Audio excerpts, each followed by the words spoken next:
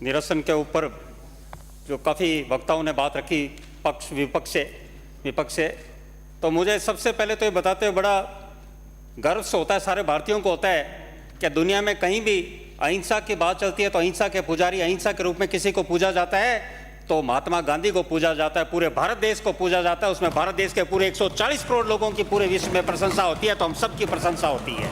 और ये बात कुछ वक्ताओं ने सामने कही कि गांधी जी की बात का हमारे ऊपर या आपके ऊपर नहीं, गांधी जी पूरे देश के थे, पूरे विश्व के थे, पूरा विश्व गांधी जी को मानता है, हर भारतीय मानता है। और हम तो और ज्यादा मानते हैं, क्योंकि गांधी जी ने जब कहा कि स्वच्छता, देश में स्वच्छता लाओ, तो स्वच्छता मिशन यदि आजादी के बाद किसी ने चलाया तो भारत के प्रधानमंत्री नरेंद्र मोदी ने चलाया। और हम ये बात करते हैं, गांधी जी ने कहा कि देश से गरीबी हटाओ, गरीबी हटाओ, मैं देखना चाहता हूं भारत गरीबी से मुक्त हो। तो वो गरीबी से मुक्त, एक दूसरे लोग भी ऐसे थे जिन्होंने 40 साल तक नारा दिया, देश का हाथ गरीब के साथ, गरीबी हटाओ, देश बचाओ, नारे दिए पर काम कुछ नहीं किया। इस देश में काम करा। जब 98 में अटल बिहारी वाजपेयी बने तो उन्होंने गरीबी हटाने का काम शुरू किया। 98 में वाजपेयी जी ने भारत को, और अब प्रधानमंत्री नरेंद्र मोदी बने, विकसित भारत को लेकर जा रहे हैं। और मोदी जी जो प्रधानमंत्री में अपने गांधी जी ने जो सपना दिया कि भारत विकसित बनेगा, वो सपना साकार कर रहे हैं नरेंद्र मोदी। और हमें वो भी याद आता है जब कुछ साथी सामने कह रहे गांधी जी की प्रशंसा कर रहे, हम भी गर्व से सब करते हैं, पर जब गांधी जी ने कहा कि देश आजाद हो चुका है, अब भारतीय राष्ट्रीय कांग्रेस को डिसॉल्व कर देना चाहिए क्योंकि आजादी का आंदोलन था, पर आप में से कितनों ने वो बात मानी वोटों के खातिर? आज भी आप कांग्रेस करते गए। यदि गांधी जी के सच्चे अनुयायी होते तो गांधी जी ने जो बात कही थी आजादी पर, उस बात का अनुसरण करते और राजनीति नहीं करके उनको वास्तव में मान सम्मान करते। ये भारतीय जनता पार्टी है जिसने हमेशा आजादी के लिए जिन्होंने संघर्ष किया। स्टैच्यू ऑफ यूनिटी यदि बनाई है सरदार पटेल की, और साबरमती आश्रम जो बना हुआ है वो गांधी जी का पहले बना। स्टैच्यू ऑफ यूनिटी जो भारत के लौह पुरुष सरदार पटेल का बनाया, तो भारतीय जनता पार्टी ने बनाकर महापुरुषों को याद किया। ऐसी भारतीय जनता पार्टी। माननीय सभापति जी, ये जो हम ये निरसन कर रहे हैं गांधी वाटिका न्यास का, तो ये सारे ज्यादातर जिन्होंने बोला वो पढ़ा ही नहीं। नेता प्रतिपक्ष बड़े बुद्धिजीवी हैं, बड़े विद्वान हैं, पर वो इसके बारे में कुछ बोले ही नहीं। वो कह रहे हैं कि गांधी के विचारों को हम रोकना चाह रहे हैं।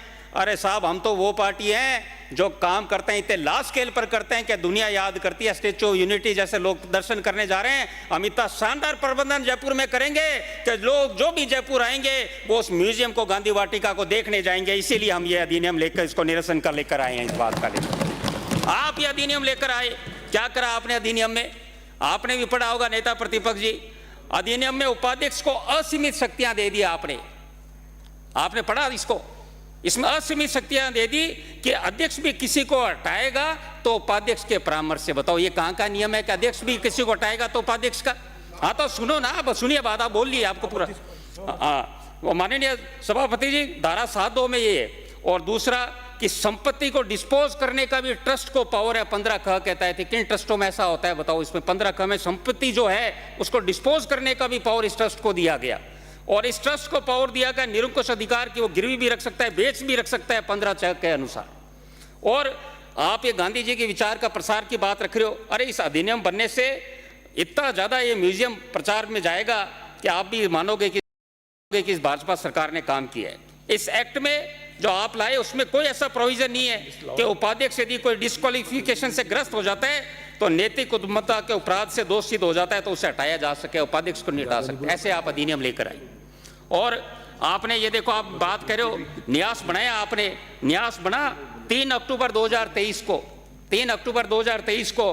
और मुझे बताते हुए बड़ा मैं अफसोस होता है कि न्यास ने एक भी बैठक आयोजित नहीं करी। किसने रोका था न्यास को बैठक आयोजित करने में? यदि आपने बनाया तो आप बैठक आयोजित करते और चाहते हैं, आपको गांधीवादी विचारधारा का चलाने का था, आप आयोजित करते बैठक ट्रस्ट में जिनमें आपके द्वारा मनोनयन था। कहीं रुचि नहीं थी। और इसमें मैं सदस्यों को सबको बताते हुए कि गांधी वाटिका म्यूजियम 100 करोड़ प्रावधान किया गया, 85 करोड़ से जेडीए ने बनाया और अभी भी जेडीए इसका रख रखाव कर रहा है। और अभी तक इसमें कोई भी अभी तक कि आपने बनाया, इतना समय ट्रस्ट रहा।